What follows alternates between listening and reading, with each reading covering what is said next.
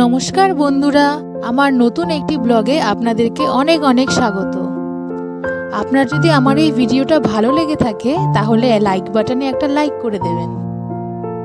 আজকের ক্যাপশন দেখে বুঝতেই পারছেন যে আজকের ব্লগটা কি নিয়ে। আজকে বাবুর 3.5 মাসের ভ্যাকসিন। এই দিনটা এলে আমি যে কি টেনশনে থাকি সেটা শুধুমাত্র আমি জানি, আর যারা নতুন মা হয়েছেন আমার মতন তারা বলতে পারবেন। তো এই ভ্যাকসিন বাবুর এখন হয়ে গেছে, খুব কান্না করছিল। এই 3.5 মাসের ভ্যাকসিনটায় 3টে ইঞ্জেকশন দেয়, 2টো পায়ে আর একটা হাতে, আর 2টো ওরাল থাকে।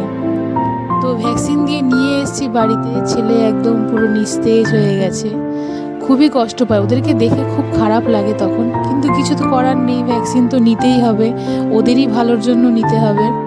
তো সেইটা মেনে নিয়েই আর কি, কষ্ট হলেও সেটা দেখতে হয়। ওদের কষ্ট তো সহ্য করা যায় না, তাও দেখতে হয়, কিছু করার থাকে না, ওদের ভালোর জন্যই এই কষ্টটা করা। তো বাবুকে ওই অবস্থাতেই নিয়ে এসে ওইভাবেই শুয়ে দিয়েছি। ও এখন পুরো কেমন হয়ে গেছে, নিস্তেজ হয়ে গেছে, কারোর সঙ্গে কথা বলার মতন অবস্থাতে নেই ও। এসেই আমি ওকে প্যারাসিটামলটাও দিয়ে দিয়েছি।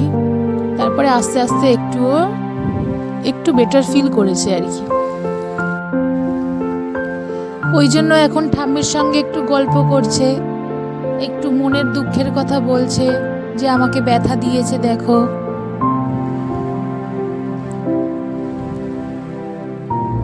ঠাম্মিও ওর দুঃখটা জানে।